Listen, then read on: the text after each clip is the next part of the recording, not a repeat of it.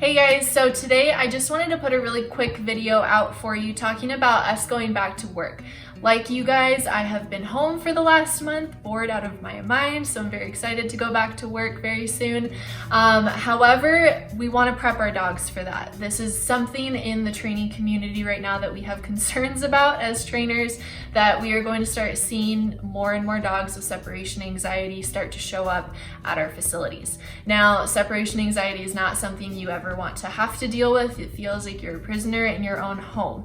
It is not fun. It's very stressful for you and your dog, so I want to keep you guys from having to deal with that. Very, very easy to prepare for that. This is mostly for the people who have recently adopted new dogs during this time. I know a lot of people who have gotten new dogs because you're home all the time. Lots of new puppies right now too. It is so important. I can't stress the importance enough that you teach that dog right now that your regular life does not involve you staying home 24/7. Even Wrigley, I'm working on this right now because I have been home for the last month. She is a 3-year-old dog. I've owned her for 2.5 years at this point, and I'm slowly getting her back into the habit of staying home by herself. She's usually not home for more than 4 or 5 hours at a time on a daily basis. However, I've been home all the time right now. So I'm doing little things here and there that I want to share with you guys. If you have a brand new dog or you want to work on this with your existing dog to get them back into the habit of it being staying home by themselves when you go back to work, definitely continue to watch this video because I've got some good tips for you guys. Okay, first things first, puzzle toys. Yay, I've talked a lot about puzzle toys recently on my channel here. I apologize, this bowl is not washed. It's from this morning, but this is a puzzle bowl. They come in a bunch of different shapes and sizes. I've got a Kong here and some licky mats. These are just a few examples of toys that you can leave and should leave with your dog when you leave them home by themselves. Now, this is definitely something that I talk all about in another video, so I'm not going to go into detail. If you want more ideas and cautionary things for leaving these items with your dog, go check out that video that I already have published on it. Wrigley, like I said, she only stays home for about 4 to 5 hours by herself. During that span of time, I will usually leave her with a Kong or a licky mat and 3 or 4 other feeder toys. Again, over in that other video, but I'll usually leave her with about 5 different puzzle toys in total to work on. Most of them just have her kibble in them, aside from the licky mats and the stuffable things, but most of them just have her plain kibble. So she's working for her breakfast, she's not getting any extra calories, but she has something to focus on while I'm away. That is the biggest thing that gets dogs into trouble when you go away, is they have nothing to work on. So for her, for a 4 to 5 hour span, I leave her with 4 to 5 puzzle toys, kind of 1 per hour. That's not how she actually works on them. She usually does them all at once, but it keeps her mind busy and it actually tires out her mind. So when she's done working on the puzzle toys, she's way more willing to just go chill on the couch, go to sleep, take a nap until I get home. So specifically for the brand new dogs to your household, the puppies, the adult dogs, doesn't matter what age dog, it is critical that they learn right now that your normal life does not involve staying home 24 hours a day, 7 days a week. That is not the normal. We are not going to continue having that be the normal for the long span of the rest of your dog's life. So we have to show them right now that that's not the normal. Now, how you can start prepping them for this at home is during meal times. Start to feed them in different rooms of your house. I would make it different rooms, so one day feed them in the bathroom, feed them in the spare bedroom, in the kitchen, different places like that, but places that you can actually block off access to them. So they're eating their food in the bedroom, you actually shut the door and go to another area of your house while they are eating. Now, I would definitely monitor this the first couple times you do it. Wait until your dog has finished eating that portion of food listen for that and then immediately let them out of that room. Over time, you can start expanding that. So they finish eating, you wait 30 seconds, then go to open the door. Then you wait a minute, 2 minutes, so on and so forth until they're really comfortable with hanging out in there for maybe 20 or 30 minutes after they've eaten. What they're going to learn is how to cope with being by themselves. Now, this is definitely something as you grow on the amount of time, I'd leave stuff in that room for your dog to work on. Again, you can spread out different puzzle toys for them to work on. Make it a really comfortable spot, you know, put their blanket down in there for them. It's a little bit of a relaxation tactic. We want them to learn how to relax on their own.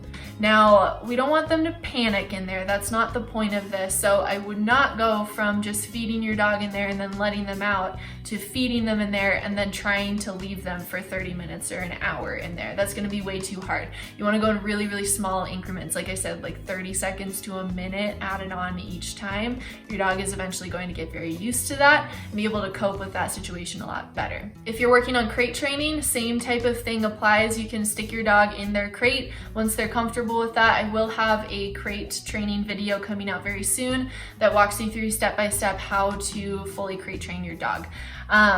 But once you've gotten past that step, I do have a video talking about teaching your dog to relax in their crate. I would start by watching that video, give some really good information about actually teaching your dog to relax while they're in their crate and not just constantly sitting there waiting for you to let them out. That's really important. And you can kind of start applying that bedroom situation, leaving them in the bedroom with the crate. So, you know, sticking the crate in the bedroom or wherever your crate lies in the house, getting them very used to, sometimes I'm just gonna stick you in there. Sometimes I actually leave the house. Sometimes I'm actually staying in the house. I'm just in another room. Your dog is absolutely going to know the difference between when you're home and when you're going away. So just sticking them in their crate during mealtime again, going back to that mealtime, use their meals for this type of stuff. If you're chilling on the couch watching TV, give them their dinner in their kennel and kind of wait for them to settle down a little bit before you let them out. What you don't want to do during any of this is let them out of the bedroom, let them out of their crate when they're frantic, when they're whining, when they're barking. Now, if they're panicking, that's a different situation. I would absolutely seek out professional help for that. That is definitely a huge red flag for a greater problem there. So difference between, you know, some whining, some barking, maybe a little scratching, between that and I am trying everything I can to break out of this room. I might break down the door, I might chew the baseboards, anything extreme like that. Do not leave your dog in their kennel in the room by themselves. That can become a very dangerous situation very quickly and you're gonna need extra help with that. Hopefully you guys are not there. That's what we're actually trying to prevent from me putting out this video and you guys actually going back to work. I don't want that to be the situation for your dog. Other things that you guys can start working on are taking very short trips away from your house. Especially if you have a brand new dog, whether it's an adult dog or a puppy, you want to start practicing actually leaving the house for a while without them and coming back. Now, of course, leave them in a setup that they're going to be safe in. If I had a brand new puppy right now, I would not give them free range of the house. That would be a terrible management strategy for that puppy. But if you have an existing dog that knows their boundaries and you normally leave them out, absolutely leave them out however you would normally leave them out when you leave the house normally. So for Wrigley's case, you know, she gets free range of the apartment. I might go check the mailbox. Our mailbox is a little distance away. If you have not done this with your brand new dog yet, leave some scattered kibble on the ground or in a snuffle mat, something for them to actually work on while you take that walk to the mailbox. If you're just working with your existing dog and they have been used to you going away in the past, you can start taking like longer and longer trips. You know, it might be initially the walk to the mailbox and then you might the very next day up that to you take a walk around the neighborhood for maybe 15 or 20 minutes. Then maybe you go to the grocery store and back to pick up your prescriptions and back to the bank and back. Different things like that that are really short trips, but they're slowly building towards those several hours in a row that your dog is going to be left alone when life goes back to normal. Another thing I want to talk about is when you're leaving and when you're coming home. You want to make this not a huge deal to your dog.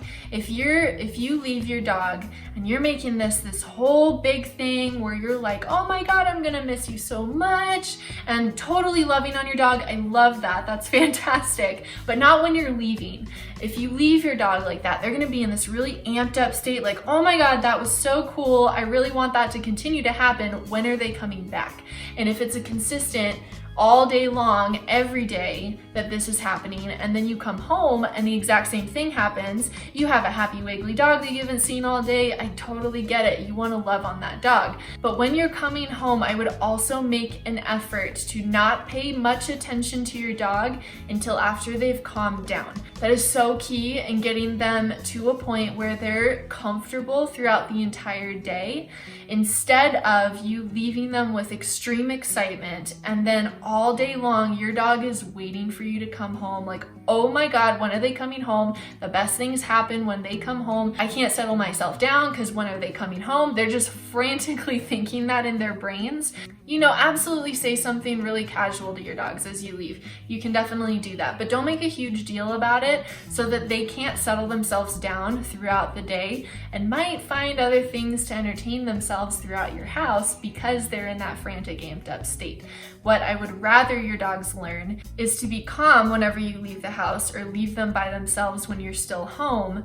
That is going to be the key to after you go back to work, you leave, your dog sees you leave, and they're like, cool, I'm going to go work on my puzzle toys, and then I'm going to take a nap.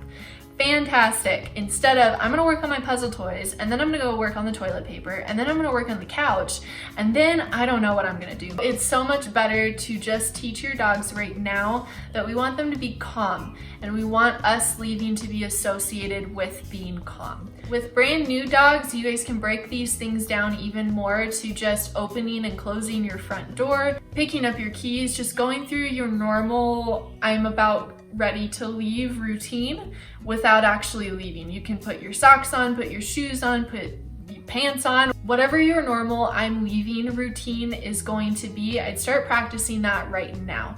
So, you know, putting the coffee on could be the very first step to that. Getting breakfast together, you know, going through your normal everyday routine and just showing your dog that that's nothing they need to be concerned about. Do these steps over and over. Pick up your keys, put down your keys 10 times in a row. Put your shoes on and off. I know that sounds really silly, but do it. It's going to help a lot, especially for a new puppy who is brand new to the world and has not seen these things be done before in conjunction of you actually leaving them. When it actually comes time for you to leave your dog, all of these things are going to be very normal things to them. It's going to be a normal part of their morning routine, and sometimes you leave and sometimes you don't. So those are little tips I have for you guys. Super easy, super simple, things that you can start doing right now while you're still at home before you go back to work. Again, I would highly recommend practicing this with any existing dogs you have, as well as those brand new dogs that some of you may have in your lives now, which I'm very excited that you have those dogs in your life right now, but we want to help them out just a little bit as we go back to our normal routines, whenever that will be for all of you. So I hope you guys like this video. Don't forget to subscribe down below and drop a comment if you guys have any questions about anything I said. There are so many more tips that I could give you. I just wanted to make it really concise, cover the big ones for this video. I look forward to seeing you guys in my next video. See ya.